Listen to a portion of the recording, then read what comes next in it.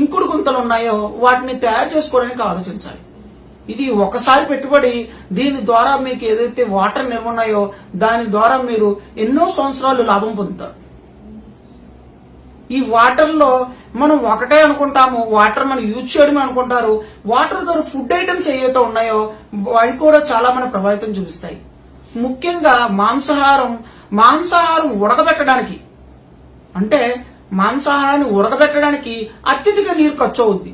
అది కాకుండా అది తీసుకున్న తర్వాత మనం దాన్ని మళ్ళీ డైజెస్ట్ చేసుకోవడానికి కూడా అత్యధిక వాటర్ ఖర్చు అవుద్ది. కాబట్టి నాన్ వెజ్ ప్రియులు తినేటప్పుడు కూడా ఆలోచించుకుని మనం ఈ ఫుడ్ అనేది మనం తీసుకోవాలి. ఎందుకంటే ఇది వండడం మీకు తెలుసు, నాన్ వెజ్ వాళ్ళకి ఈ వండిన దాంట్లో ఎంత నీరు ఖర్చు అవుద్ది అనేది కూడా మనం గుర్తించాలి. ఇంకా వాయు కాలుష్యం గురించి మాట్లాడుకోవాలంటే ఈ గాలి ఏదైతే కాలుష్యం చేస్తున్నామో మనం అందరం ఫ్యాక్టరీల మీద చూస్తామో, కానీ ముందుగా మన ఇంట్లోనే 2-3 బండ్లు ఉంటాయి, ఒక కారు ఉంటది. ఇది కాకుండా ఈ చిన్న చిన్న పనులు కూడా వీటిలో యూటిలైజ్ చేస్తాం. నడకను మిస్ అవుతున్నాం. WHO ఆర్గనైజేషన్ ప్రకారం ఏంటంటే ఒక వ్యక్తి కనీసం నెలలో 5 కిలోమీటర్లైనా నడవాలండి అంటారు. 5 నుంచి 15 కిలోమీటర్లు నడవాలంటే మనం సాధారణంగా మెట్లు దిగడం, మెట్లు బయటకు వెళ్ళడం మాత్రమే నడకనుకుంటాము. వీటి వల్ల మనం ఎన్వైరన్మెంట్ నాశనం చేయడమే కాకుండా శారీరకంగా కూడా నాశనం అయిపోతున్నాం. ఈ వ్యాధులన్నీ కొని తెచ్చుకుంటున్నాము. దీనికి గల కారణం ఏంటంటే ముందుగా ఏదైతే గ్లోబలైజేషన్, ప్రపంచాన్ని చూసుకుని మన వ్యక్తిగతం మన యొక్క ఎన్వైరన్మెంట్ ను మర్చిపోతున్నాం. కాబట్టి ఎన్వైరన్మెంట్ మనం గుర్తుపెట్టుకోవాలనుకుంటే ముందుగా మనం ప్రతి విషయంలోనూ బాధ్యతాయుతంగా జవాబుదారితనంగా ఉండాలి. ఎవరో గవర్నమెంట్ నేను అడుగుతారని కాదు, నీ మనస్సాక్షి నువ్వు చెప్పుకోవాలి. నేను చేస్తుంది ఎంతవరకు న్యాయం, నేను చేస్తుంది దీనివల్ల ఇతరులకు నష్టం ఉందా అని. అత్యంత భయంకరమైన నష్టం ఏంటంటే శబ్ద కాలుష్యం. ఈ శబ్ద కాలుష్యంలో మనం యొక్క ఏదైనా సరదాల కోసం ఏదైతే సౌండ్ పెడుతుంటామో, లేదంటే సరదాల కోసం చేసే విషయాలు లౌడ్ స్పీకర్ల వల్ల మనకే కాకుండా ఇతరులు కూడా ఇబ్బంది అవుతుంది. ఎన్నో మూగజీవాలు శబ్దానికి చెవుడు వస్తున్నాయంటే నమ్ముతారా? ఎన్నో మూగజీవాలు ఇవి కనుమరుగవుతున్నాయంటే నమ్ముతారా? కారణం ఇది మన యొక్క సరదా కోసం చేసిన వికృత చేష్ట. కాబట్టి ప్రపంచానికి మనం జవాబుదారితనంగా ఉంటానంటేనే ఈ యొక్క ప్రపంచ పర్యావరణ దినోత్సవాన్ని మనం జరుపుకోవచ్చు. ఇది జరుపుకోవాలి కూడా. ఒకవేళ దీన్ని మనం బాధ్యతాయుతంగా లేకపోతే, లేదంటే జవాబుదారితనంగా లేకపోతే ఏం నష్టం అంటే ఏదైతే పొల్యూషన్ వల్ల నీ యొక్క జీవన యొక్క స్థితి తగ్గుద్ది, అంటే మన యొక్క ఆయుష్ తగ్గుద్ది. ఇవి కాకుండా దీనివల్ల అత్యంత సైడ్ ఎఫెక్ట్ ఏంటంటే మీ మీద స్ట్రెస్ లెవెల్ అనేవి పెరుగుతాయి. ఏదైతే ఎయిర్ పొల్యూషన్, ఏదైతే సౌండ్ పొల్యూషన్, ఏవైతే కూరగాయలు మనం వాడే ప్రతి దాని మీద ఈ యొక్క పెస్టిసైడ్స్ వల్ల వచ్చే దుష్ఫలితాలు మన యొక్క ఆ జీవన శైలిని పూర్తిగా మార్చేస్తాయి. మన ఆరోగ్య స్థితిని కూడా తగ్గించేస్తాయి. విపరీతమైన హైపర్ టెన్షన్ అనేది తయారవుతుంది. ఎసెన్షియల్ హైపర్ టెన్షన్ అంటారు. మనకు తెలియకుండానే బీపీ లెవెల్ అనేవి పెరుగుతూ ఉంటాయి, హెడేక్లు అనేవి వస్తూ ఉంటాయి, మన యొక్క ఆరోగ్యం అనేది క్షీణిస్తూ ఉంటాయి. ఇది మీతోనే కాదు, ప్రపంచం యొక్క మొత్తం అందరి గురించి ఆలోచించాలి. కాబట్టి ముందుగా మనతో స్టార్ట్ చేద్దాం. మనం పర్యావరణానికి జవాబుదారీగా ఉందాము. దేవుడిచ్చిన ఈ అద్భుతమైన ప్రపంచాన్ని మనం బతికిద్దాము, మనం దాంట్లో బతుకుదాం. ఇది మీ అందరికి అర్థమైంది అనుకుంటున్నాను. దీంట్లో మీకు ఏమైనా సందేహాలు ఉంటే కామెంట్ బాక్స్ లో టైప్ చేయండి, లైక్ చేయండి, సబ్స్క్రైబ్ చేయండి, షేర్ చేయండి. Thank you.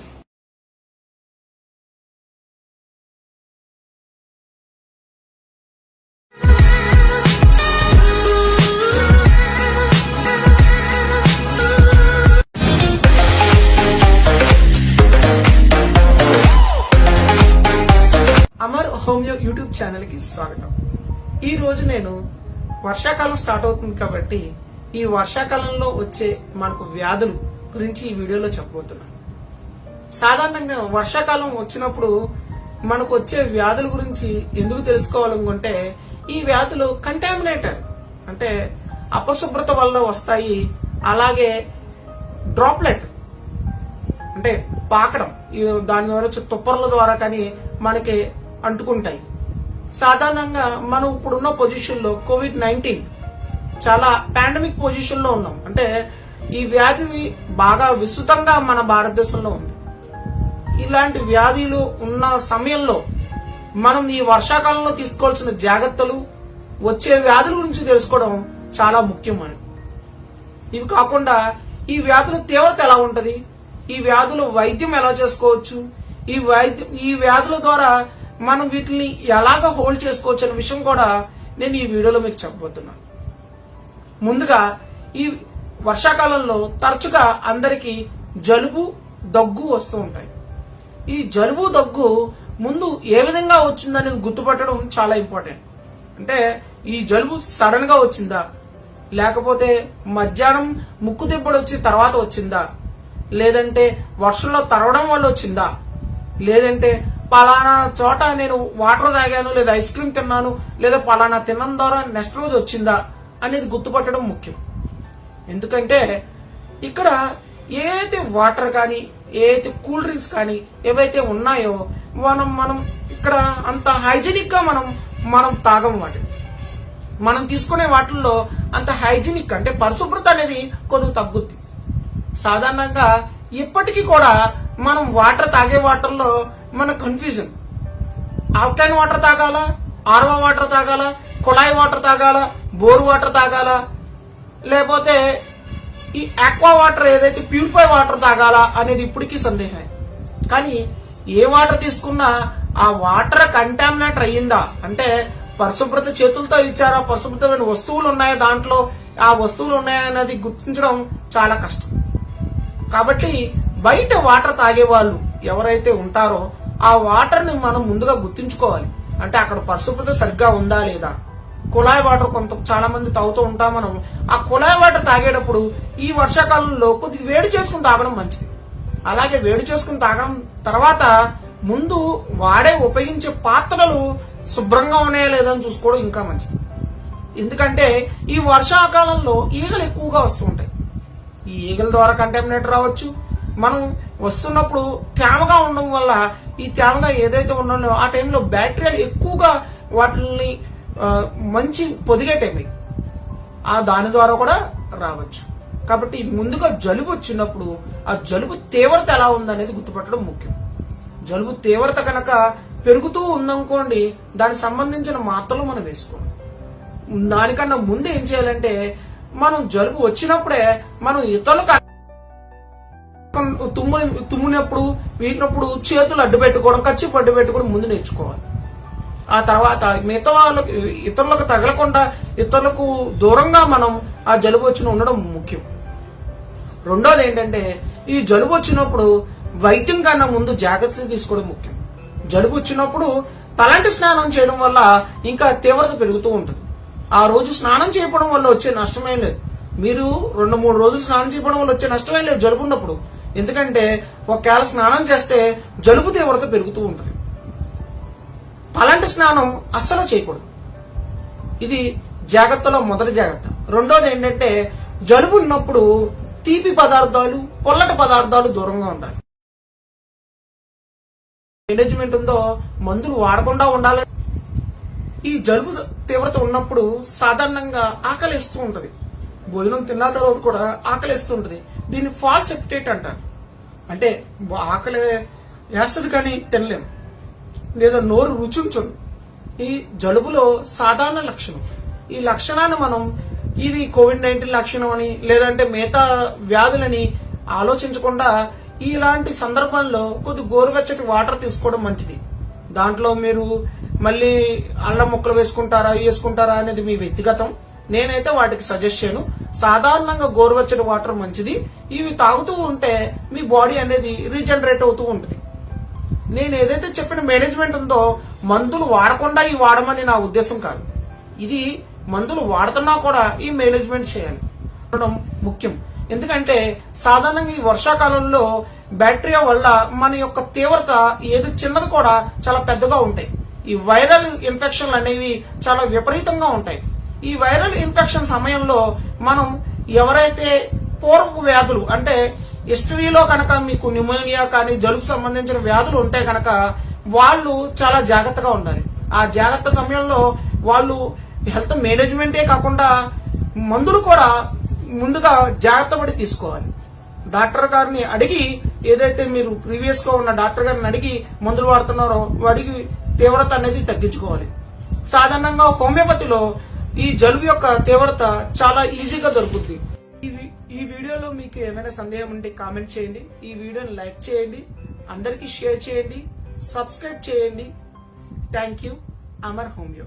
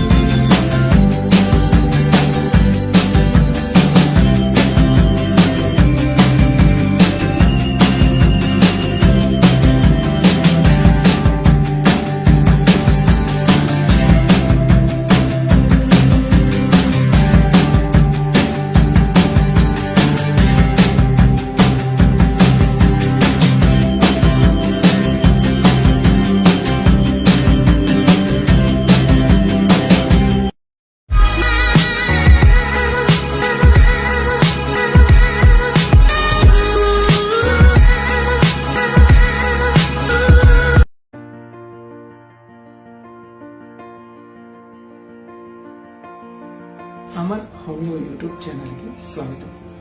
ఈరోజు నేను వర్షాకాలంలో బాగా ఇబ్బంది పెట్టే దగ్గు గురించి చెప్పబోతున్నాను. సాధారణంగా దగ్గు అంటే మనం ఒక వ్యాధి అనుకుంటాం. సాధారణంగా దగ్గు అంటే ఒక వ్యాధి అనుకుంటాము. కానీ దగ్గు అంటే అర్థం ఏంటంటే ఒక లక్షణం. అది అంటే శరీరంలో ప్రతి దానికి చలనం ఉన్నట్టు ఏదైతే ఈ రెస్పిరేటరీ ట్రాక్ అంటే ఊపిరితిత్తులు, ముక్కు, అక్కడి నుంచి వచ్చే ద్వారం, రిఫ్లెక్స్ ని దగ్గుగా చూస్తారు. దగ్గు రాకపోతే గనక లేదా దగ్గు లేదంటే గనక మనం కంగారు పడాలి, ఏదో జరుగుతుంది ఇంకా లోనా అని. సాధారణంగా ఈ దగ్గు గురించి చెప్పుకోవాలనుకుంటే చాలా మంది ముందుగా బాగా సఫర్ అయ్యేది చిన్నపిల్లలు మాత్రమే. ఈ చిన్నపిల్లల్లో ఈ దగ్గు ద్వారా చాలా ఎదుగుదల మీద కూడా ప్రభావితం ఉంటాయి. ఈ దగ్గు ద్వారా వాళ్ళు ఎంతో ఇబ్బంది పడతారు, వాళ్ళతో పాటు కుటుంబ సభ్యులు కూడా ఇబ్బంది పెడుతూ ఉంటారు. ఈ దగ్గు గురించి తెలుసుకునేటప్పుడు ముందుగా ఈ దగ్గులో రకాల గురించి తెలుసుకోవాలి. ఇది 2 రకాలు. ఒకటి పొడి దగ్గు, ఒకటి తెమ్మడ లేదా కల్లి లేదా బలగం అనే దగ్గు. ఈ దగ్గుల గురించి తెలుసుకునేటప్పుడు పొడి దగ్గులో మామూలుగా జనరల్ గా ఇవి దగ్గు ఎలా వస్తుందంటే, ఈ దగ్గు రావడానికి ముందుగా కారణం ఏంటంటే ఈ చల్లగాలిలో తగిలే ఏదైతే వైరస్ బ్యాక్టీరియల్ వల్ల మనకి ఇన్ఫెక్ట్ అవుతూ ఉంటాం. ముందుగా జలుబు వస్తుంది, జలుబు ద్వారా ఈ దగ్గు అనేది ప్రొడక్టివిటీ వస్తుంది. సాధారణంగా ఈ పొడి దగ్గులు ఏదైనా ఇబ్బంది పడే ఈ ముక్కులో కానీ లేదంటే ఈ గొంతుకులో శ్వాస కానీ ఏదైనా ఉంటే దాని వల్ల బాగా ఎక్కువగా దగ్గు వస్తుంది. చాలా మంది ఈ దగ్గు పొడి దగ్గు వచ్చినప్పుడు కషాయాలు, జండు బాములు ఇవన్నీ తాగుతూ ఉంటారు.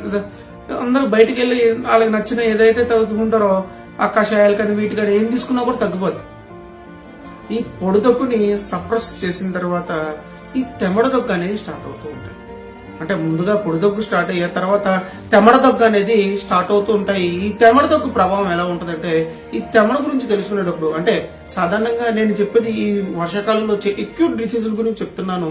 ఇవంటే ఈ ఎక్యూట్ డిసీజులు అన్ని కూడా ఈ 3 వారాల లోపు ఉండే దగ్గుల గురించి చెప్తున్నాను. అంటే సాధారణంగా 1 వారం నుంచి 2 వారాలు 3 వారాల దాకా ఇవి సాగుతూ ఉంటాయి. ఈ 3 వారాల్లో ఈ దగ్గులు ఎలా ఉంటాయంటే, ఈ దగ్గు మీద ప్రభావితం ఎలా ఉంటాయంటే, ఈ దగ్గు వచ్చినప్పుడు తెమ్మడు వస్తుంది, ఈ దగ్గు వచ్చినప్పుడు ఛాతి నొప్పి వస్తుంది అంటారు, ఈ దగ్గు వచ్చినప్పుడు కడుపు నొప్పి వస్తుంది అంటారు. ఈ దగ్గుతో పాటు జలుబు ఉందా లేదా అని ముందు గుర్తుపట్టారు. సాధారణంగా జలుబు వచ్చిన తర్వాత ఈ దగ్గు వస్తాయి. ఈ దగ్గులో ప్రొడక్టివిటీ అంటారు, అంటే ఈ ఏదైతే ఎక్స్పర్టరేషన్ కఫం లేదా కల్లి ఉన్నాయో వీటి బట్టి రోగ తీవ్రత అనేది చెప్పగలరు. ఇంకా తెల్లగా జిగటగా కొంతమంది ఉండలు ఉండలుగా పడతాయి అంటారు, కొంతమంది పసుపు రంగులో పడతాయి అంటారు, కొంతమంది ఆకుపచ్చ రంగులో ఉంటాయి అంటారు. కొంతమంది దగ్గుతూ ఉంటే నాకు ఆయాసం కూడా వస్తుందని అంటారు. ఈ దగ్గుతో పాటు కొంతమందికి పిల్లి కూతులు వస్తున్నాయి అంటారు. ఇవి రెస్పిరేటరీ సిస్టమ్ లో ఏదైతే ఈ ఊపిరితిత్తు వ్యవస్థలో ఉన్న రోగాలు వచ్చినప్పుడు ఈ తీవ్రత అనేది పెరుగుతూ ఉంటాయి. సాధారణంగా రాత్రులు పొడిదొగ్గు వస్తున్నప్పుడు వీళ్ళకి వెంటిలేషన్ సరిగ్గా సరిపోతుందో లేదో, లేదంటే ఒక వేడి గ్లాస్ వాటర్ తాగడం ఇలాంటివి తాగుతూ ఉంటే సరిపెట్టుకుంటూ ఉంటే ఈ మేనేజ్మెంట్ చేసుకుంటే కొన్ని పొడిదొగ్గులు తగ్గుతాయి. కానీ ఈ తీవ్రమైన దగ్గులు అంటే 3 వారాల తర్వాత వచ్చే దగ్గులు తీవ్రమైన దగ్గులుగా చూడాలి, అంటే క్రానిక్ కాఫ్. వీటి వల్ల అత్యంత ప్రమాదకరాలు ఉంటాయి. ఎందుకు ఈ వర్షాకాలంలో మీ దగ్గు గురించి నేను ఇంత జాగ్రత్త తీసుకోమని చెప్తున్నానంటే ఈ ప్రభావం ఇక్కడితో ఆగదు. ఇది ఏదైతే ఇక్కడ స్టార్ట్ అయిందో ఇవి మన శరీరంలో వ్యాధులను కలిగిస్తాయి. దగ్గు అనేది ఒక లక్షణం అయితే ఇది పెరుగుతూ వ్యాధులను ప్రభావితం చేస్తాయి. ఈ వ్యాధులు అనేవి మనకి ఆస్తమా, న్యూమోనియా ఇంకా చాలా ప్రమాదకరమైన వ్యాధులన్నింటినీ మనం పాల్గొంటాం. సాధారణంగా తీవ్రమైన వ్యాధులతో కొంతమంది బాధపడుతూ ఉంటారు. న్యూమోనియా కానీ, ఆస్తమా కానీ, లేదంటే బ్రాంకైటిస్ కానీ, లేదంటే ఇంకా తీవ్రమైన వ్యాధులు వాళ్ళ ఫ్యామిలీ హిస్టరీలో టీబీ ఉన్నా కూడా మనం ఈ దగ్గు గురించి జాగ్రత్త పడాలి. ముందుగా ఈ దగ్గుకి మెడిసిన్స్ గురించి తెలుసుకోవడం కన్నా ఈ దగ్గు ఏ విధంగా మనం ప్రభావితం అవుతున్నాము, ఈ దగ్గు వల్ల మనకి ఏ విధంగా నష్టం అవుతుంది ఫ్యూచర్ లో, ఈ దగ్గు వల్ల ఎటువంటిది మనకి ఇప్పుడు అనారోగ్యం పాలవుతాం అన్నది ముందు తెలుసుకోవాలి. అంటే ఎందుకు ఈ విషయాలు చెప్తున్నానంటే ముందుగా అసలు దగ్గు ఎలా స్టార్ట్ అయిందని, అంటే చల్లగాలిలో ఎక్స్పోజ్ అవడం వల్ల తగిలిందా, లేదంటే ఏదైనా ఫుడ్ తీసుకోవడం వల్ల వచ్చిందా, లేకపోతే ఇంకేమైనా కంప్లైంట్లు ఉన్నాయా. సాధారణంగా దగ్గు అంటే జ్వరం లేదా జలుబు ద్వారా వచ్చిందని అనుకుంటారు, కానీ gastric GERD gastro oesophagus reflux disease లో కూడా ఇలాంటి ఈ దగ్గు అనేది పొడి దగ్గు, ఆయాసం అనేది కామన్ గా ఉంటుంది. ఇవి కాకుండా ఇంకా తీవ్రమైన వ్యాధి ఏదైతే లెఫ్ట్ వెంట్రుకల్ ఫెయిల్యూర్, సాధారణంగా గుండె జబ్బు, అంటే ఇది మాగా ముసలి వాళ్ళకు ఎక్కువగా ఉంటుంది, వయసు పైమైన వాళ్ళకు ఉంటుంది. వీళ్ళు ఎక్కువగా దగ్గుతున్నారు, ఇంకా కాలుకి నీరు పట్టింది అనుకుంటే కనుక మనం సాధారణంగా ఈ లెఫ్ట్ ఆర్టరీ ఫెయిల్యూర్ ఉన్న వాళ్ళు కూడా ఇలాంటి వ్యాధులు అనేవి ఎక్కువగా ఉంటాయి. కాబట్టి దగ్గు అనే ఒక లక్షణాన్ని చిన్నగా తీసుకోవడం అనేది చాలా తప్పు. దీని ప్రభావితం ఎంత ఎక్కువగా ఉందని చూసి ఈ దగ్గు గురించి ముందుగా తెలుసుకోవాల్సింది ఏంటంటే సాధారణంగా జ్వరంలో ఈ దగ్గు వచ్చిందా, లేదంటే జలుబు ద్వారా ఈ దగ్గు వచ్చిందా, లేదంటే బయట వాతావరణానికి ఎక్స్పోజ్ అవ్వడం వల్ల, కొంతమంది చల్లగాలికి, కొంతమందికి నీరు తాగడం వల్ల, కొంతమందికి కూలింగ్ వాటర్ తాగడం వల్ల వచ్చిందా అని తెలుసుకుని దాని తగ్గట్టుగా ముందు మందులు వాడడం నేర్చుకోవాలి. ఎందుకంటే దీనికన్నా ముందు ఏంటంటే మనం ఒక పర్సనల్ డాక్టర్ అనేది ఫిక్స్ అవ్వాలి. ఎందుకంటే వ్యక్తి యొక్క వ్యక్తిత్వం ఆ పర్సనల్ డాక్టర్ కి తెలుస్తుంది. ఆ అటాచ్మెంట్ తోనే ఆ డాక్టర్ కి ముందుగానే మనం ఈ దగ్గు ప్రభావితం అవ్వకుండా ముందు చిన్న దగ్గు వచ్చినప్పుడు ఇనీషియల్ లోనే చూపించుకోవడం వల్ల మనం ఎన్నో రోగాల నుంచి కాపాడుతుంది. చిన్నపిల్లల్లో ఈ దగ్గు తెమడ వచ్చినప్పుడు ఏం చేస్తూ ఉంటారంటే ఈ తెమడ వాళ్ళు మింగేస్తారు, అంటే వాళ్ళు కక్కలేక దాన్ని ఉయ్యలేక తెలియదు రాక వాళ్ళు మింగేస్తారు, కొంతమంది వస్తారు. ఇది దానివల్ల పెద్ద నష్టమేమి ఉండదు. దీన్ని కూడా చాలా మంది పేరెంట్స్ ప్రమాదకరమేమో అనుకుంటారు. కొంతమంది ఇది కక్కలేక చాలా ఇబ్బంది పడుతూ ఉంటారు. ఇది కాకుండానే ఈ చిన్నపిల్లల్లో ఈ రాత్రులు దగ్గు రావడం, లేదంటే ఈ దగ్గు వల్ల వాంతులు ఈ ఫీడింగ్ ఉన్న ఏదైతే పాలు అన్ని కక్కేసుకుంటారో ఇది చాలా ప్రమాదం. ఇది కాకుండానే దగ్గు గురించి ముందుగా మనం బాగా ఎక్కువగా భయపడాల్సింది ఏంటంటే ఫ్యామిలీ హిస్టరీలో హెర్నియా, ఫ్యామిలీ హిస్టరీలో ఏదైతే టీబీ ఉన్నారో వాళ్ళు ఈ దగ్గు గురించి ముందుగా మందులు వాడాలి. సాధారణంగా అల్లోపతి మందులో, అంటే ఏదైతే ఇంగ్లీష్ వైద్యం అంటారో ఈ వైద్యుల్లో దగ్గు అరుకులు రాసినప్పుడు లేదా ఇచ్చినప్పుడు కొద్దిగా మొత్తం వస్తాయి ఈ సవసాదాలు. ఇవి అవన్నీ క్యూర్ చేయడానికి అయితే ఎక్కడ ఉండవు. ఈ దగ్గు సంబంధించిన అల్లోపతి మెడిసిన్ లో ఇవి కేవలం సప్రెస్ మాత్రమే చేస్తాయి. ఇంకా మిగతా వైద్య విధానాల్లో ఇంకొద్దిగా వాటిని సప్రెస్ చేస్తాయి తప్ప పూర్తిగా తీసివేయడం అనేది ఉండదు. కానీ హోమియోపతి వైద్యంలో ఈ దగ్గుకి మంచి పరిష్కార మార్గాలు ఉన్నాయి. ముందు దగ్గు తీవ్రతని తగ్గిస్తారు. తర్వాత దగ్గు ఏ విధంగా ఏ కారణాలు వస్తుందో డాక్టర్ మీకు చెప్పి దాని ద్వారా ఎడ్యుకేట్ చేసి మిమ్మల్ని ఆ ప్రభావితం కాకుండా మిమ్మల్ని చూస్తారు. ఇది సాధారణంగా ఈ దగ్గుని ఒకవేళ వదిలేస్తే, ఎటువంటి వైద్యం చేయకుండా వదిలేస్తే వచ్చే నష్టం ఏంటంటే, సాధారణంగా ప్రెగ్నెంట్ వాళ్ళు అయితే అబార్షన్ అవుతుంది. ఇంకా మిగతా వాళ్ళకి హెర్నియాలు అనేవి డెవలప్ అవుతూ ఉంటాయి, పైల్స్ డెవలప్ అవుతూ ఉంటాయి, ప్రొట్రూడర్స్ యానస్ లేదా యూట్రస్ అనేవి కూడా డెవలప్ అవుతూ ఉంటాయి. అంటే జారిపోవడం, పేగు జారిపోవడం అని కూడా డెవలప్ అవుతుంది. ఎక్కువగా తీపి పదార్థాలు తీసుకోవడం, మసాలా పదార్థాలు తీసుకోవడం మానేయాలి. తర్వాత గాలి వీచే ప్లేస్ లో ఉండాలి. చాలా మంది డ్యామ్ సెల్లర్ వెదర్ అంటే గాలి తగలలేని ప్లేసుల్లో ఉంటారు. వాళ్ళకి ఎక్కువగా ప్రభావితం అవుతూ ఉంటారు. ఆ గాలి ఎక్కువగా తగిలే ప్లేసుల్లో ఎక్కువగా ఉండాలి. తరచుగా వాటర్ తీసుకుంటే దగ్గు ప్రభావితం తక్కువ. దగ్గు ఉన్నప్పుడు చన్నీళ్ళతో స్నానం చేయడం కూడా ఎక్కువగా ఇబ్బంది కలిగిస్తుంది. ఇంకా ఈ వీడియో మీకు నచ్చితే కనుక లైక్ చేయండి, కామెంట్ చేయండి, షేర్ చేయండి, సబ్స్క్రైబ్ చేయండి. Thank you. Amar homeo YouTube channel.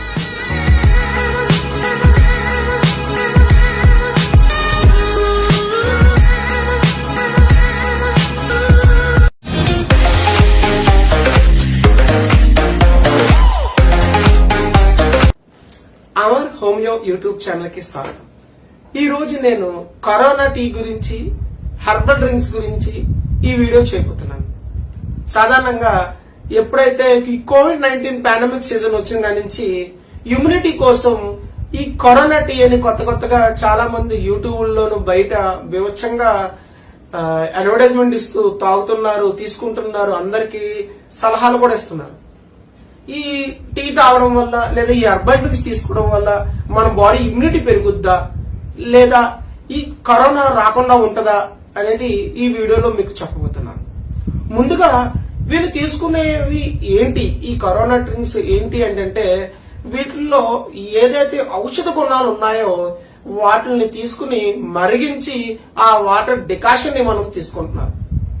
రకరకాల మూలికలు మీకు నచ్చిన ఇంట్లో ఉంటే ఇంట్లో మూలికలు, లేదంటే బయట చెట్లు దొరికితే చెట్లు తీసుకుంటున్నారు. కామన్ గా వీళ్ళు తీసుకునేది ఏంటి అంటే సాధారణంగా వీటిని హెర్బ్స్ అంటారు. అంటే ఔషధ గుణాలు కలిగిన ఏదైతే ఇంట్లో ఉన్నాయో బయట ఉన్నాయో వీటి ప్రతి దానికి ఒక్కొక్క ఔషధ గుణం ఉంటుంది. దాల్చిన చెక్క, వెల్లుల్లి, యాలకులు, ప్రతి దానికి ఒక ఔషధ గుణం ఉంటుంది.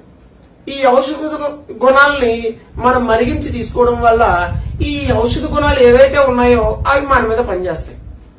మరి ఇది ఇంతకు ముందు పాటించారండి, ఇప్పుడు పాటించట్లేదు, అందుకని ఈ రోగాలు వస్తున్నాయని కూడా చెప్పిన వాళ్ళు ఉన్నారు. కానీ పూర్వకాలంలో పాటించే పద్ధతి ఏంటంటే వాళ్ళు వారానికి ఒకసారి తీసుకునేవారు తప్ప రోజు తరబడి తీసుకునేవారు కాదు. పొద్దున్న, మధ్యాహ్నం, సాయంత్రం తీసుకునేవారు కాదు. ఏదో వారానికి ఒకసారి వాళ్ళు హెల్త్ బాగోలేనప్పుడు వాళ్ళ యొక్క వైద్యుని అడిగి సలహా మేరకు మాత్రమే దాంట్లో ఉన్న ఈ కషాయం తాగండి అని చెప్పేవారు తప్ప ఈ రోజు అదే కషాయం తాగేవారు కాదు. ఈ కషాయం తీసుకోవడం వల్ల వచ్చే నష్టం ఏంటి, వచ్చే లాభం ఏంటి అనేది కూడా తెలుసుకోవాలి. మొట్టమొదటిగా వీటి వచ్చే వల్ల లాభం ఏంటంటే ఈ హెర్బ్స్ వల్ల ఈ డైజెస్టివ్ సిస్టమ్ మీద పడి ఇవి లాక్సేటివ్ గా పనిచేస్తాయి. ముందుగా ఇవి తీసుకోగానే ఫ్రీ మోషన్ అవుతుంది. ముందుగా ఇవి తీసుకోగానే దాహం పెరుగుతాయి. ముందుగా ఇవి తీసుకోగానే కొంత యాక్టివ్ గా ఉంటది. ఈ హెర్బల్ డ్రింక్స్ అంటేనే మన యొక్క ప్రత్యామ్నాయం ఏంటంటే ఇవి ఏదైతే తీసుకుంటామో ఇవి యొక్క ఔషధ గుణాలు అనేవి శరీరం మీద ప్రభావితం చేస్తాయి. డాక్టర్ హానిమాన్ గారు హోమియోపతి కనిపెట్టేటప్పుడు హోమియోపతి ఎలా తెలుసుకున్నారంటే గనక ముందుగా ఆయన ఈ హెర్బ్స్ గురించి బుక్కులు ట్రాన్స్లేట్ చేస్తున్నప్పుడు ఈ సింకోనా బార్క్ ని చూస్తారు. ఈ సింకోనా బార్క్ ని అక్కడ ఉన్న వాళ్ళు మలేరియాకి మందుగా వాడతారు. ఎలా అంటే ఈ సింకోనా బార్క్ ఏదైతే ఉందో దాని యొక్క పేరు తీసుకుని, చెక్క పేరుని ఈ టీ డికషన్ లో తీసుకుని ఆ కషాయాలు తాగుతారు. ఒక గ్లాస్ తాగితే అక్కడ మలేరియా వ్యాధి తగ్గుతుంది. అప్పుడు హానిమాన్ గారు ఏం చేస్తారంటే ఈ డికాషన్ గ్లాస్ కాకుండా ఇంకొద్దిగా డోస్ పెంచి తాగుతారు. అప్పుడు ఆయనకి మలేరియా లక్షణాలు అనేవి కనబడుతూ ఉంటాయి. అప్పుడు హోమియోపతి సిద్ధాంతాన్ని అర్థమైంది. సిమిలియా సిమిలివస్ క్యూరటస్ అంటే ఒక ఔషధ గుణంలో ఏదైతే ఉన్నాయో వాటిల్లోనే రోగాన్ని తగ్గిస్తూ ఉంటాయి. దాని ద్వారానే ఏదైతే లక్షణాలు ఉన్నాయో ఆ లక్షణాల ద్వారా రోగాన్ని కూడా తగ్గించవచ్చు అని. ఈ హెర్బల్ డ్రింక్స్ కూడా మనం ఎక్కువగా తీసుకుంటే దాని యొక్క డ్రగ్ ప్రూవింగ్ అనేది మనకు జరుగుతూ ఉంటాయి. అంటే ఇప్పుడు దాల్చిన చెక్క ద్వారా ఏదైతే లాభదాయకమో దాంట్లో ఉన్న నష్టాలు కూడా మనలో కనబడుతూ ఉంటాయి. దాన్ని మన వాళ్ళు సింపుల్ గా ఏమంటారంటే వేడి చేసింది అంటారు. ఈ వేడి అంటే ఏంటంటే విరోచనం మందం అవడం కానీ, లేదంటే నీరుడు మంట అవడం కానీ, అతిదాహం కానీ దీన్ని వేడి అంటారు. కాబట్టి మనం ఈ హెర్బల్ డ్రింక్స్ తీసుకునేటప్పుడు తరచుగా వాడడం అనేది ప్రమాదకరం. కొంతవరకే మనం దాన్ని వాడాలి. కొంతమంది హెర్బల్ డ్రింక్స్ లో షుగర్ ఐటమ్స్ కానీ, ఉప్పు కానీ ఎక్కువగా యూజ్ చేసే కూడా కొన్ని డ్రింక్స్ ఉంటాయి. అవి హైపర్ టెన్షన్ వాళ్ళు, డయాబెటిక్ వాళ్ళు అస్సలు వాడకూడదు. ఇవి ఎప్పుడో నెలకోసారి తీసుకుంటే ఆరోగ్యకరం కానీ రోజు తీసుకుంటే దీంట్లో ఉన్న ఔషధ గుణాలు మన మీద పడి మనకి దాని తర్వాత పెద్ద ఉపయోగకరం కాకుండా దీని మీద ప్రమాదకరమైన మన మీద పడుతూ ఉంటాయి. సో హెర్బల్ డ్రింక్స్ తీసుకునేటప్పుడు తరచుగా కాకుండా వారానికి కానీ నెలకు కానీ తీసుకోవడం మంచిది. ఈ గుణాలను రోజు తీసుకోవడం వల్ల మన ఆరోగ్యం ప్రమాదకరం తప్ప ఎటువంటి ఉపయోగం కూడా ఉండదు. సో ఈ హెర్బల్ డ్రింక్స్ లో ఇంకేమైనా మీకు డౌట్ ఉంటే ఈ మెసేజ్ చేయండి. నేను ఖచ్చితంగా దీనికి మీకు సమాధానం ఇస్తాను. కనుక మీకు నచ్చినట్టయితే లైక్ చేయండి, షేర్ చేయండి, సబ్స్క్రైబ్ చేయండి. Thank you. అమర్ హోమియో.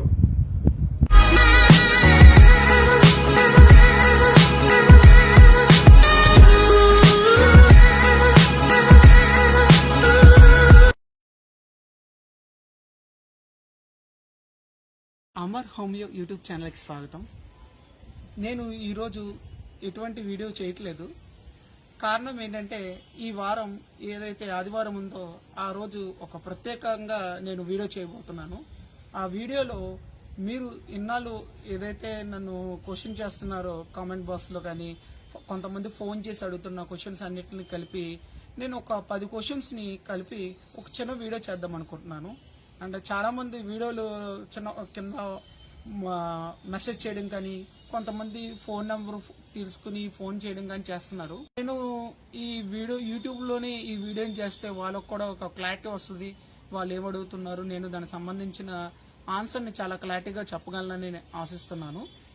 ఇలా మీలో ఎవరికైనా సందేహాలు ఉంటే ఈ కరోనా కాలంలో మనం క్లినిక్ వెళ్ళడం కూడా కొద్దిగా కష్టంగా ఉంటుంది. కాబట్టి మీరు నా ఈమెయిల్ అడ్రస్కి పూర్తిగా మీ పేరు, మీకు సంబంధించిన డౌటు, దాంట్లో మీకు ఏవైనా సందేహాలు ఉంటే మీ ప్రశ్నలకు సంబంధించి ఈ క్వశ్చన్ ఆన్సర్స్ కలిపి ఒక చిన్న వీడియో చేద్దాం అనుకుంటున్నాను. మనం చేసే ఈ చిన్న ప్రయత్నం సక్సెస్ అవ్వాలని నేను కోరుకుంటున్నాను.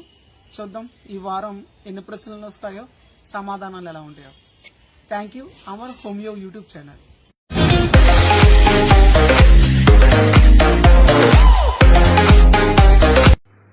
వర్షాకాలం అనగానే అందరికీ గుర్తుకొచ్చేది ఆ వర్షంలో తడిచి ఎలా ఎంజాయ్ చేశారనేది. అనుకోకుండా కావాలని. కానీ తల్లిదండ్రులకు గుర్తుకొచ్చేది వాళ్ళ పిల్లలు ఈ వర్షాకాలంలో తడిచి జలుబు, దగ్గు, దాని ద్వారా జ్వరాలు, దాని ద్వారా ఎలా ఇబ్బంది పడ్డారు అనేది జ్ఞాపకాలు అందరికీ గుర్తుకొస్తూ ఉంటాయి. వర్షాకాలంలో కలిగే ఇబ్బందులు గురించి నేను 2 వీడియోలు చేశాను. ముందుగా జలుబు, తర్వాత దగ్గు. ఈ వర్షాకాలంలో ఇంకా అత్యధికంగా ఇబ్బంది పెట్టేది జ్వరాలు.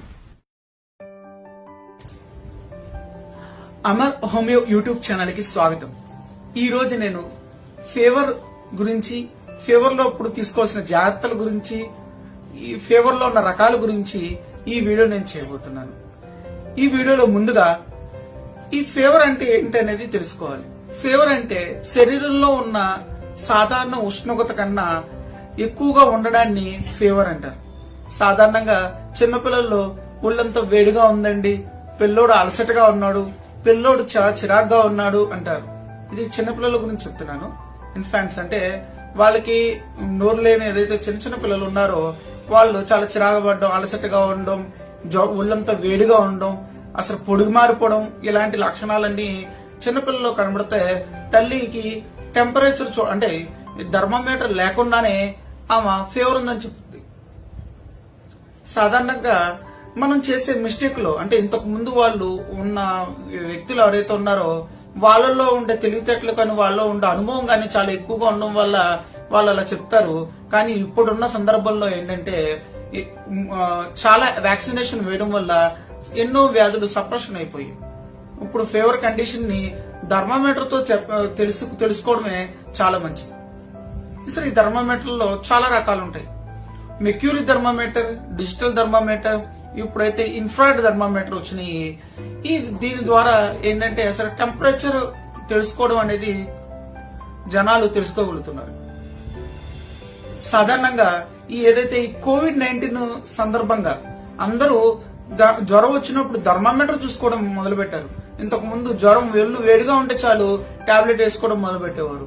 కానీ ఇప్పుడు తీరు మారింది. అందరూ కూడా హెల్త్ అవేర్నెస్ వచ్చింది.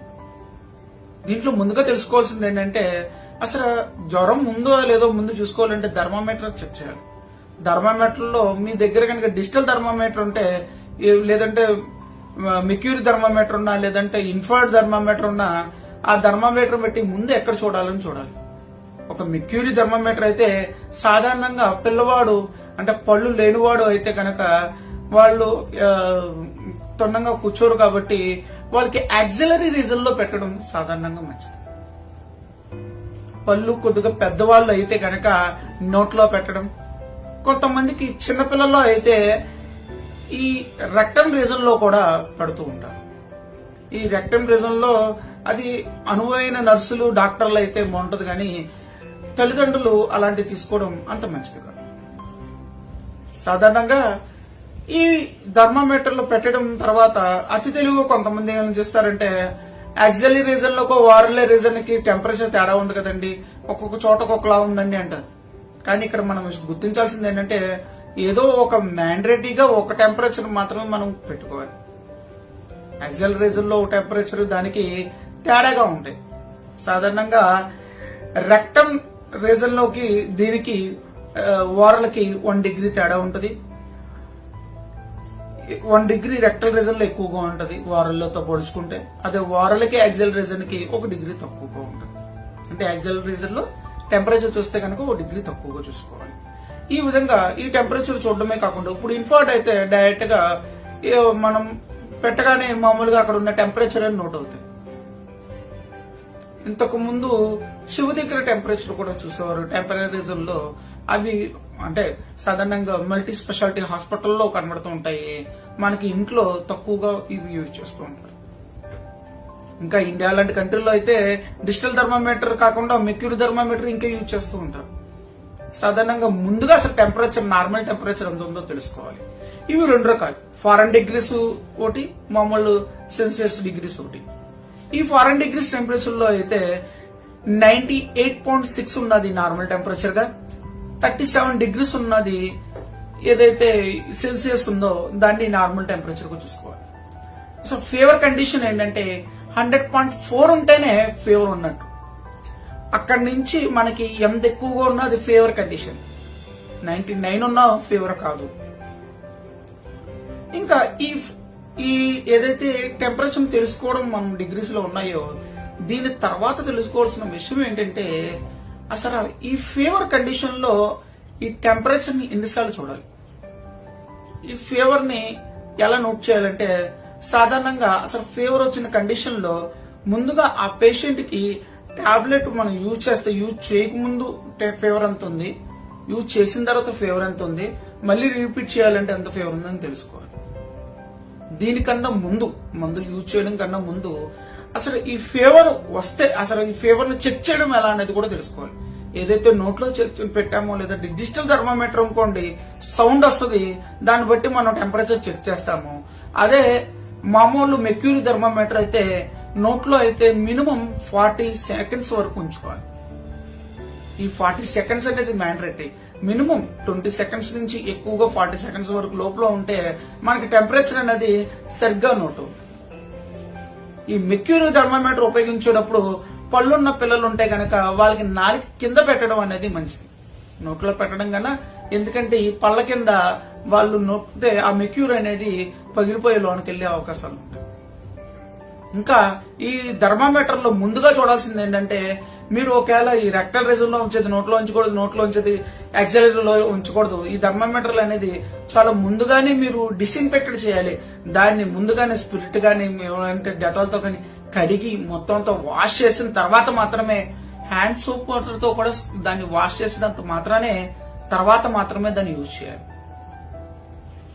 దీని తర్వాత టెంపరేచర్ నోట్ చేసుకున్న తర్వాత ముందుగా అసలు ఒక వ్యక్తి 100 degrees దగ్గర ఉన్న తర్వాత ఆ టెంపరేచర్ ముందు నోట్ చేసిన తర్వాత ఆ తర్వాత తీసుకోవాల్సిన ముందు టెంపరేచర్ గుర్తుపెట్టగానే ముందు మనం చేయాల్సిన విషయం ఏంటంటే ఫోమింగ్ అంటారు, తడిగుడ్డ పెట్టడం. సెంటీగ్రేడ్స్ ఎక్కువగా ఉన్న కానీ తడిగుడ్డ పెట్టి ఆ తర్వాత ఏసీ అలాంటివి కాకుండా జస్ట్ ఫ్యాన్ కూడా ఎక్కువగా తగలకుండా అతను రెస్ట్ తీసుకునే పొజిషన్ లో పెట్టాలి. సాధారణంగా జ్వరం వచ్చినప్పుడు పిల్లలతో పాటు ఎవరైతే జ్వరం వచ్చిన పిల్లలు ఉన్నారో వాళ్ళతో పాటు వీళ్ళు టీవీ చూస్తుంటారు, లేదంటే బాబుకి వీడియో గేమ్ ఇస్తుంటారు, లేదంటే వాళ్ళు ఆడుకోమని చెప్తుంటారు ఇంట్లో కూర్చుని. కానీ ఫీవర్ వచ్చిన టైంలో మనం బాబుని లేదా పాపని పూర్తిగా రెస్ట్ తీసుకోవాలి. ఎటువంటి మెంటల్ ఫిజికల్ ఎగ్జాషన్ అనేవి జరగకూడదు. ఇవి కాకుండా ఏసీ అలాంటి ఫ్యాన్ అలాంటి ఫోమింగ్ మరీ ఎక్కువగా తగలకుండా బయటి గాలి తగిలేలాగా ఉండడం మంచిది. ఎందుకంటే ఈ టెంపరేచర్ ఎక్కువ ఉన్నప్పుడు ఈ టెంపరేచర్ ఏసీ కానీ దీంట్లో కానీ సరైన మనకి ఈ టెంపరేచర్ డిగ్రీస్ ఫీవర్ అనేది కండిషన్ స్పీడ్ గా తొందరగా రాదు. ఇది కాకుండా ఏదైతే ఈ ఫీవర్ ఉన్న కండిషన్ లో డైట్ అనేది చాలా మంది అడుగుతూ ఉంటారు. ఫీవర్ టైంలో భోజనం పెట్టచ్చండి, ఫీవర్ టైంలో ఏదైనా ఇవ్వచ్చండి అంటారు. కానీ సాధారణంగా చెప్పాలంటే ఫీవర్ అంటే ఇన్ఫ్లమేషన్ స్టార్ట్ అయిందే లోన మనకి సిస్టమ్ అనేది చాలా వీక్ గా ఉన్నది కాబట్టి ఈ సందర్భంలో మనం డైట్ తీసుకోవడం కన్నా లిక్విడ్స్ తీసుకోవడం చాలా మంచిది. సాధారణంగా ఇడ్లీ పెట్టామని దోశ పెట్టామని అంటారు, కానీ ఇడ్లీ దోశ అంటేనే ప్రోటీన్ ఫుడ్ కదా. మనం దాన్ని ఫెర్మెంటేషన్ అయిన తర్వాత దాన్ని మళ్ళీ మనం ఉడకబెట్టి మనం ఇస్తాము. దానికన్నా జనరల్ గా లిక్విడ్ ఒక పాలు కానీ లేదంటే ఏమైనా బార్లీ వాటర్ కానీ ఇలా లేదంటే మీ ఇష్టం వచ్చిన వాటర్ ని తాగిస్తూ ఉంటే మంచిది. ఫీవర్ కండిషన్ లో ఎంత హైడ్రేట్ అంటే వాటర్ లిక్విడ్స్ ఎక్కువగా వేస్తే వాళ్ళు అంత తొందరగా మనకి సెట్ అవుతారు. అందుకని ఇంతకు ముందు లంకనం పరమౌషధం అని అనేవారు. అంటే పూర్తిగా ఫీవర్ ఉన్నప్పుడు మార్చేసేవాళ్ళు, ఫుడ్ పెట్టేవారు కాదు. మీకు ఏ శాస్త్రం హోమియోపతి కాదు ఆయుర్వేదం కాదు ఎవరైనా సరే ముందేం చెప్తారంటే చాలా పలచటిగా అరిగేటి పట్టండి అని చెప్తుంటారు. భోజనం పెట్టేమని ఎవరో చెప్పరు. కానీ మనం దాన్ని ఏం చేస్తామంటే పెట్టేమన్నారు కదా అని ఆ రోజు అందరూ తినేలాగే జ్వరం ఉన్న పేషెంట్ కూడా భోజనం పెట్టేస్తారు. ఒకసారి మీరు ఆలోచించండి, సిస్టమ్ అనేది ఇన్ఫ్లమేషన్ కండిషన్ కి ఎదుర్కోవడానికి ఉంటే మీరు అప్పుడు బర్డెన్ గా జీర్ణశక్తి పెంచడానికి జీర్ణశక్తి అవేలా ఫుడ్ పెడితే ఆ జీర్ణశక్తి జీర్ణం జరగడానికి దానికి టైం పడుతుంది. కాబట్టి ఫీవర్ ఉన్న కండిషన్ లో ఫుడ్ పెట్టకపోవడమే మంచిది. కానీ లిక్విడ్స్ అనేవి తరచూ ఇస్తూ ఉండాలి. లిక్విడ్ కంటిన్యూ అవుతుంటే ఫీవర్ కండిషన్ అనేది తగ్గే అవకాశాలు ఉంటాయి.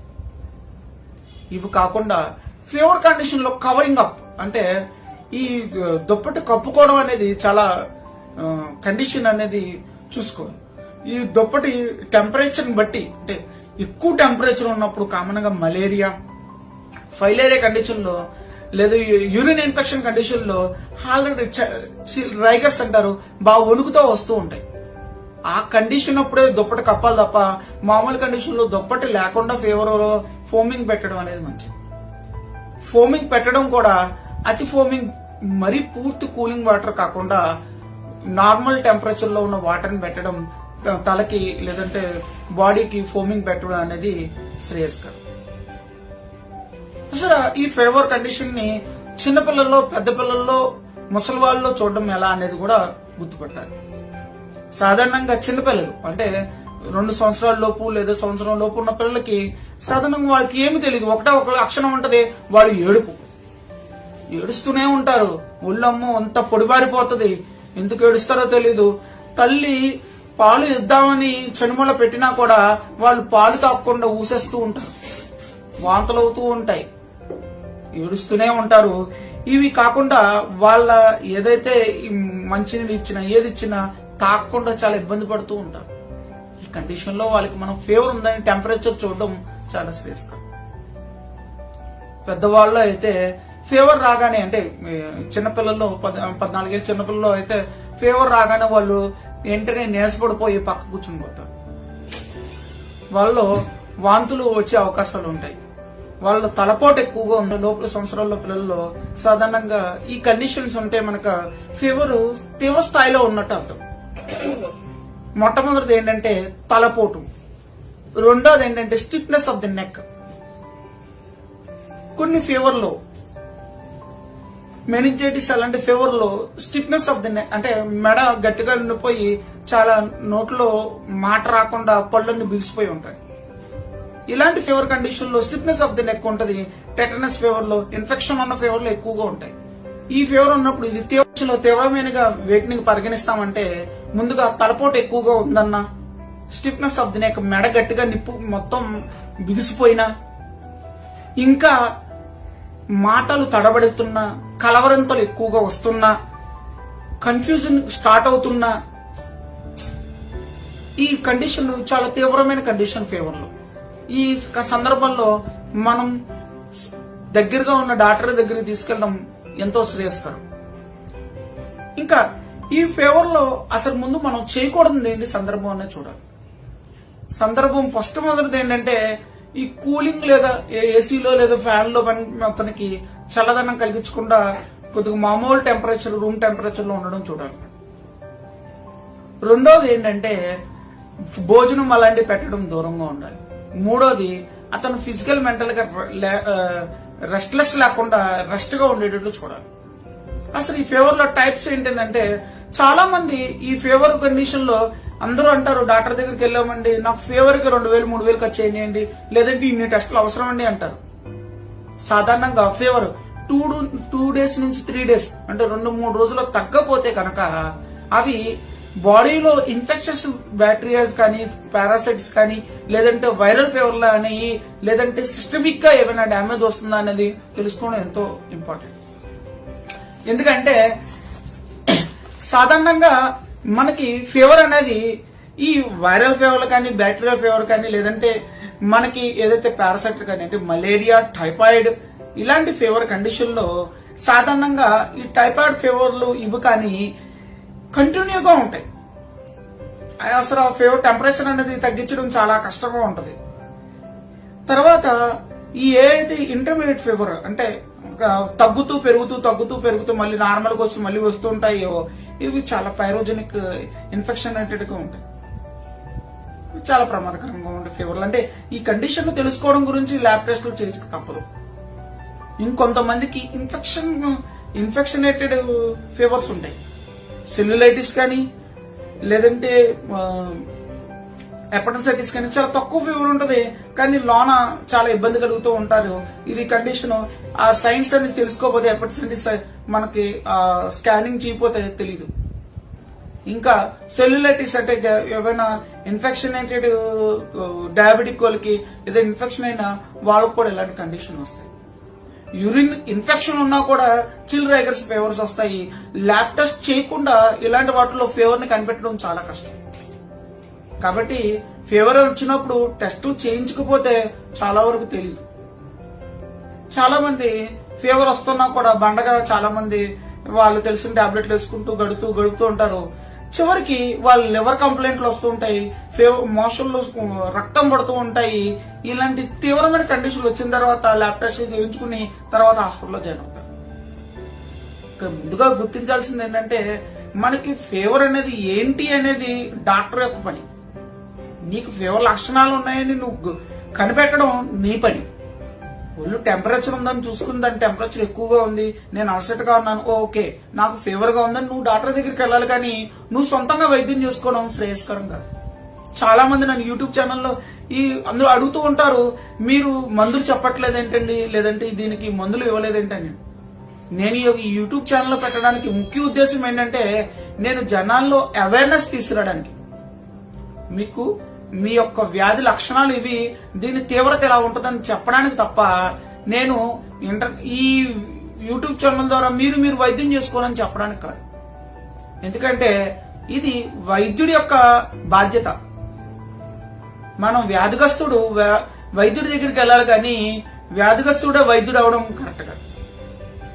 ఇంకా ఈ ఫీవర్ కండిషన్ లో మనం తీవ్రతను మనం తగ్గించుకోకపోతే, అంటే టెంపరేచర్ కనుక మనం తడిగుడ్డ పెట్టకుండా లేదంటే ఎటువంటి జాగ్రత్తలు తీసుకోకపోవడం వల్ల ఏమవుతుందంటే ఏదైతే మన బ్రెయిన్ లో హైపోథాలమస్ లోంచి ఈ ఫీవర్ కండిషన్ కంట్రోల్ చేయడం గురించి ఫిట్స్ అనేది రిలీజ్ చేస్తుంది.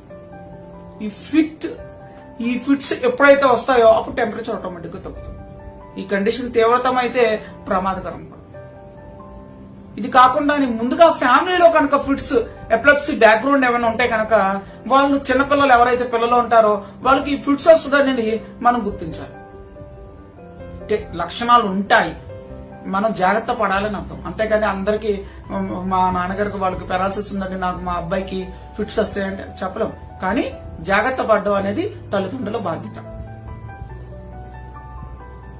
ఈ ఫీవర్ కండిషన్ లో మనం గుర్తించాల్సిన విషయం మొట్టమొదటిగా ఏంటంటే ముందుగా మనకి లక్షణాలు తీవ్రతం అవ్వకుండానే వైద్యుడి దగ్గరికి వెళ్ళడం ముఖ్యం.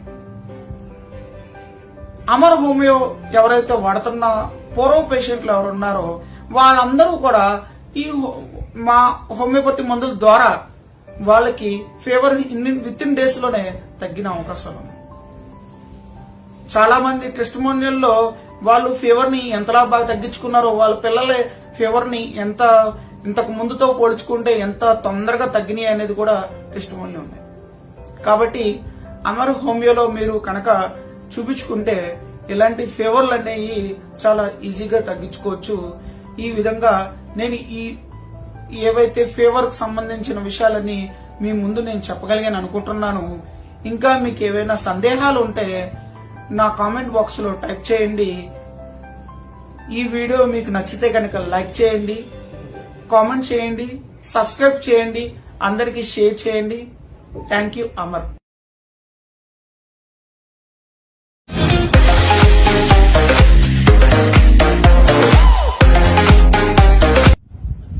అమర్ హోమియో యూట్యూబ్ ఛానల్ కి స్వాగతం. ఈ రోజు నేను వర్షాకాలంలో ప్రమాదకరమైనది, అందరికీ తరచుగా ఇబ్బంది పడేది అయిన డైజెస్టివ్ సిస్టమ్ లోని వ్యాధుల గురించి ఈ వీడియో చేస్తున్నాను. ఈ వీడియోలో వర్షాకాలంలో డైజెస్టివ్ సిస్టమ్ మీద ఎటువంటి ప్రభావం ఉంటుంది, దాని ద్వారా ఫ్యూచర్ లో వచ్చే ఇబ్బందులు ఏంటి, దాని గురించి ఈ వీడియోలో క్లుప్తంగా తెలియజేయాలనుకుంటున్నాను. ముందుగా డైజెస్టివ్ సిస్టమ్ గురించి తెలుసుకోవాలి. ఎక్కడైతే నోటి ద్వారా నుండి కిందకి యానల్ రీజన్ వరకు ఉందో దానంతా డైజెస్టివ్ సిస్టమ్ అంటారు. సాధారణంగా ఈ వర్షాకాలంలో అత్యంతగా ఇబ్బంది పడేది వ్యాధుల్లో డయేరియా, వాంతులు, విరోచనాలు, ఇవి కాకుండా మోషన్లో మంట, నిప్పి, జగట విరోచనాలు, గమ్ విరోచనాలు, ఇలాంటి విరోచనాలతో ఎక్కువగా ఇబ్బంది పడుతూ ఉంటారు. సాధారణంగా ఈ విరోచనం గురించి మనం తెలుసుకోవాలి. అసలు ఆ విరోచనం అంటే ఏంటంటే బాడీలో ఏదైతే వ్యర్థ పదార్థం ఉందో దాన్ని మనం బయటికి గెంటేసే దాని ద్వారా ఈ యానల్ రీజన్ ద్వారా బయటకు వస్తుంది. సాధారణంగా చిన్నపిల్లల నుంచి మనం గమనిస్తూ ఉంటాము, ఈ మోషన్ గట్టి కావడం, లేదంటే మెత్త కావడం, లేదంటే విరోచనాలు ఎక్కువ కావడం, ఇవన్నీ చూస్తూ ఉంటాము. ఇది దీంట్లో ముందుగా సాధారణం ఏంటి, అసాధారణం ఏంటనేది తెలుసుకోవాలి. సాధారణంగా గట్టిగా అయినా లేదా కొద్దిగా అవుతున్నా వీళ్ళు మలబద్ధకంతో బాధపడుతున్నట్టు అర్థం. మోషన్ ఒకేసారి అవి దాంట్లో ఎటువంటి ఇబ్బంది లేదు. ఒకసారి మోషన్ కి వెళ్ళగానే రాగానే అర్జు రాగానే వెళ్ళి మోషన్ అయిపోయింది, తర్వాత ఎటువంటి ఇబ్బంది లేకుండా బయటకు వస్తే వాళ్ళు మలబద్ధకం లేని సాధారణమైన విరోచనంతో సమానం. ఇవి కాకుండా నీటి విరోచనాలు, నీరులాగా అవడం, పలచగా అవడం, లేదంటే గమ్ మోషన్స్ అంటే జిగటగా జెల్లీలాగా మెరుస్తూ ఉన్న మోషన్స్ అవడం, ఇవి విరోచనాలు అంటారు. దీన్ని డయేరియా అనొచ్చు, ఎక్కువగా అవుతే వీటిని డయేరియా అనొచ్చు, లేదా ఇది ప్రమాదకరమైన సూచనలోని డైజెస్టివ్ సిస్టమ్ లో ప్రమాదకరమైన సూచనలు అంటారు. సాధారణంగా దీంట్లో ముందు మలబద్ధకం గురించి తెలుసుకోవాలి. ఈ మలబద్ధకస్తులు ఎలా ఉంటారంటే ఈ పదంలోనే బద్ధకం అంటే మోషన్ రాదు. వాళ్ళకి శరీరంలో ఇది రావడానికి చాలా ముక్కుతారు. చిన్నపిల్లలు అయితే ఏడుస్తారు. ఎంత బాధపడుతూ ఉంటారంటే వచ్చిన తర్వాత కొద్దిగా అవుతుంది. దీనికోసం వాళ్ళు చాలా యాతనలు పడుతూ ఉంటారు. రకరకాల మందులు తీసుకుంటూ ఉంటారు. తీసుకోగానే తెలియకుండానే అయిపోతూ ఉంటది. లేదంటే గ్యాస్ గాలి పోతున్నప్పుడు దాంట్లో పోతూ ఉంటది. ఇలా రకరకాల ఇబ్బందులు పడుతూ ఉంటారు. ఈ సాధారణంగా మలబద్ధకం అనేది ఏంటంటే ఇది చాలా కారణాలు ఉంటాయి వీటికి రావడానికి. మొట్టమొదటిది చిన్నప్పటి నుంచి వీళ్ళకి వ్యవస్థ ఇలాగే ఉండడం. 2 బాగా యాంటీబయోటిక్స్ ఇలాంటివి ఎక్కువగా వాడడం. 3 తీవ్రమైన వ్యాధులైన డయాబెటిక్ ఇలాంటివి ఉండడం. సిస్టమిక్ వ్యాధులైన చాలా క్రానిక్ డిసీజ్ ఎన్నాళ్ళ నుంచో రన్ అవడం. ఈ వ్యాధిగ్రస్తులందరికీ కూడా వీళ్ళకి మలబద్ధకం అనేది సహజం. ఈ మలబద్ధకాన్ని మనం గుర్తించాల్సింది ఏంటంటే ముందుగా వీళ్ళు మోషన్ సాటిస్ఫై కావడం, ఇంకా కొద్దిగా ఉందండి అని ఫీల్ అవుతూ ఉంటారు. అత్తమానం వస్తున్నట్టు ఫీలింగ్ ఉంటుంది, కానీ అంతే రాదు. మోషన్కి వెళ్ళడంలో నీరుడు ఎక్కువ అవుతుంది, కానీ మోషన్ రాదు. ఈ మలబద్ధకం సూచన. ఈ ప్రమాదకరం ఏంటంటే ఈ మలబద్ధకం ద్వారా వీళ్ళకి పైల్స్, ఫిస్టుల్లా ఇలాంటి ఎన్నో ప్రమాదకరమైన వ్యాధులన్నీ సూచిస్తూ ఉంటాయి. ఈ వర్షాకాలంలో ఈ మలబద్ధకస్తులు దీన్ని ఏవైనా ఫుడ్ ఏమైనా తీసుకున్నప్పుడు వీళ్ళకి విరోచనాలు అయినప్పుడు కడుపు నిప్పు వచ్చి విరోచనాలు అవుతే వీళ్ళు ఎప్పుడు గట్టిగా ఏదండి ఇప్పుడు మోషన్ లో జిగురు పడుతుందండి అంటారు. ఆ జిగురు ఏంటంటే ఏదైతే మన జీర్ణ వ్యవస్థలో మంచి బ్యాక్టీరియా ఉందో అది అంతా కూడా వెళ్లిపోతూ ఆ మంచి బ్యాక్టీరియా ద్వారా ఈ వాసనతో కడుపు నిప్పుతో మోషన్స్ అవుతూ ఉంటాయి. దీనికి చాలా కారణాలు ఉంటాయి. పారాసైట్ ఇన్ఫెక్షన్ అవ్వచ్చు, బ్యాక్టీరియల్ ఇన్ఫెక్షన్ అవ్వచ్చు, వైరల్ ఇన్ఫెక్షన్ అవ్వచ్చు. దీనికి చాలా కారణాలు ఉంటాయి. దాన్ని మనం వైద్యుడి ద్వారా టెస్ట్ చేయించుకుని మాత్రం చెప్పగలం. టెస్ట్ ద్వారానే ఇటు మనకి బయటికి తెలుస్తాయి. ఇంకా సాధారణ విరోచనం. ఈ సాధారణ విరోచనం అంటే ఏంటంటే ఈ ఎప్పుడైతే మోషన్కి వెళ్ళాలని కోరిక లేదా అర్జం వస్తుందో వెళ్ళగానే ఒకసారిగానే పూర్తిగా అయిపోతుంది. ఆ తర్వాత వాళ్ళు ఎటువంటి ఇబ్బంది పడరు. దాన్ని కొంత హోల్డ్ కూడా చేయగలరు, కాసేపు ఆపగలరు. అంటే ఎక్కువసేపు ఆపితే అది సాధారణ మంచి పద్ధతి కాదు. కొద్దిసేపు ఆపగలరు, కానీ మలబద్ధకస్తులోని విరోచనాల్లోనూ ఆపలేరు వాళ్ళు. గ్యాస్ పోతున్నప్పుడు కూడా వెనకాల నుంచి మలం అనేది పోతూ ఉంటుంది. వీళ్ళు ఎటువంటి ఇబ్బంది పడరు, నిప్పి మంట ఎటువంటి ఉండరు. తర్వాత విరోచనాలు లేదా డయేరియా. ఈ డయేరియా అంటే విరోచనాలు సాధారణంగా ఈ వర్షాకాలంలో కలరా, ఇంకా టైఫాయిడ్ లో కండిషన్ లో కూడా కొన్ని విరోచనాలు అవుతూ ఉంటాయి. రక్త విరోచనాలు, నల్లగాంటి విరోచనాలు అవుతూ ఉంటాయి. ఈ విరోచనాలు ముందుగా గుర్తించాల్సిందంటే ఎక్కువగా అవుతూ ఉంటాయి. అయిన ప్రతిసారి నీరసపడిపోతుంటారు, తొందరగా డీహైడ్రేట్ అయిపోతూ ఉంటారు. ఇవి గుర్తించడం ఎలా అంటే కడుపు నొప్పి ఉంటది, లేదంటే ఎక్కువగా అవుతూ ఉంటాయి, లేదంటే నీరసపడిపోతూ ఉంటారు, పెదాలు ఆరిపోతూ ఉంటాయి. ఈ విరోచనాల్లో పలచగా అవడం కానీ, నీరు కావడం కానీ, లేదంటే ఇండైజెషన్ మెటీరియల్ అవుతూ ఉండడం కానీ ఇలాంటివి జరుగుతూ ఉంటాయి. వీటికి గల కారణాలు ఏంటంటే కంటామినేటెడ్ అంటే అపరిశుభ్రమైన ఏదైతే వండేటప్పుడు కానీ ఈగలు వాడడం కానీ మిగతా ఏదైనా ఉండడం వల్ల ఆ పదార్థాలు తీసుకున్నా లేదా తాగినా ఈ విరోచనలు అవుతూ ఉంటాయి. వీటి వల్ల చాలా ప్రమాదకరం. వీటిని గుర్తించడం ఇనీషియల్ స్టేజ్ లో గుర్తించిపోతే ఎంత ప్రమాదకరం ఏంటంటే డీహైడ్రేట్ అయిపోయి మనిషి చనిపోయే అవకాశాలు కూడా ఉన్నాయి. వర్షాకాలంలో అత్యంత ప్రమాదకరమైంది ఈ డయేరియాని. దీన్ని మనం గుర్తించగానే ముందు కొద్దిగా ఏదైతే వాటర్ లో లైట్ గా సాల్ట్ లైట్ గా షుగర్ వేసుకోవాలి తప్ప ఎక్కువ సాల్ట్ ఎక్కువ షుగర్ వేసుకున్న విరోచనాలు ఇంకా ఎక్కువ అవుతాయి. పల్చటి ఫుడ్ తీసుకోవడం ప్రయత్నించాలి. అంటే జావా లేదంటే ఉప్పు తక్కువ వేసుకుని తీసుకోవడం పట్టించాలి. టీ కాఫీలకు దూరంగా ఉంటే ముందుగా ఈ విరోచనాలను కొద్దిగా మనం తీసుకుని తర్వాత బయటకు వెళ్లి ఏదైతే ఆ హాస్పిటల్లో వైటాలిటీ చూసి అంటే పల్స్ రేటు హార్ట్ రేట్ చూసి దాన్ని బట్టి మనకి టాబ్లెటా లేదా సెలైన్ ఎక్కించాలా అనేది చూస్తాం. సాధారణంగా ఈ వర్షాకాలంలో ఎక్కువగా మనకి ఇబ్బంది పడేది ఈ విరోచనాల ద్వారా. వీటి ద్వారానే కొత్త కొత్త వ్యాధులను మనకు తెలుసు వస్తాయి. దీంట్లో పారాసైట్ ఇన్ఫెక్షన్ అనేది చాలా ప్రమాదకరం. దీని ద్వారా ఐబిఎస్ లాంటి వారి ఇరిటేటివ్ బౌల్ సిండ్రోమ్ కూడా తయారవుతూ ఉంటాయి. ఈ పారాసైట్ లోని ఏదైతే ఈ లెంబ్రికస్ ఉందో వీటిలో ఉన్న ఈ పారాసైట్ ఇన్ఫెక్షన్ మన శరీరంలో ఉన్న రక్తాన్ని అంతా పీల్చేస్తూ ఉంటది.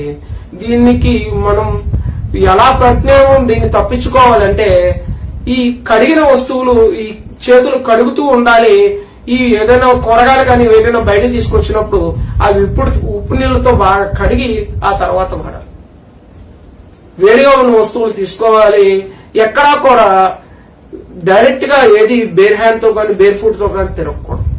ఎందుకంటే ఈ పారాసైట్ ఇన్ఫెక్షన్ అనేది ఈ ఉపరితలం మీద ఉండడం వల్ల ఇవి తొందరగా డైజెస్టివ్ సిస్టమ్ ద్వారా లోనకు వెళ్తూ ఉంటాయి. అన్ని వ్యాధులను కలిగిస్తుంటాయి. ఈ వర్షాకాలంలో అత్యంత ప్రమాదకరమైనవి ఈ జీర్ణ వ్యవస్థలో ఇవి. సాధారణంగా ఇవి మనం ఎలా తప్పించుకోవాలనేది కూడా నేర్చుకోవాలి. ముందుగా ఏంటంటే వేడివేడి ఆహార పదార్థాలు తీసుకోవాలి. కడిగి శుభ్రంగా ఉన్న పాత్రల్లో తీసుకోవాలి. అపశుభ్రంగా ఉన్న ప్రదేశాల్లో ఉన్న కూరగాయలని కడిగి తెచ్చుకోవాలి. లేదంటే వాటి తీసుకోకుండా ఉండడం తీసుకోవాలి. బయట ఫుడ్ ని అవాయిడ్ చేయాలి. ఎందుకంటే ఫుడ్ వేడిగా ఉన్న ఏదైతే మనకి వడ్డించే పాత్రలు శుభ్రంగా లేకపోయినా కూడా మనకి పారాసైట్ ఇన్ఫెక్షన్ అనేది తొందరగా వస్తూ ఉంటాయి.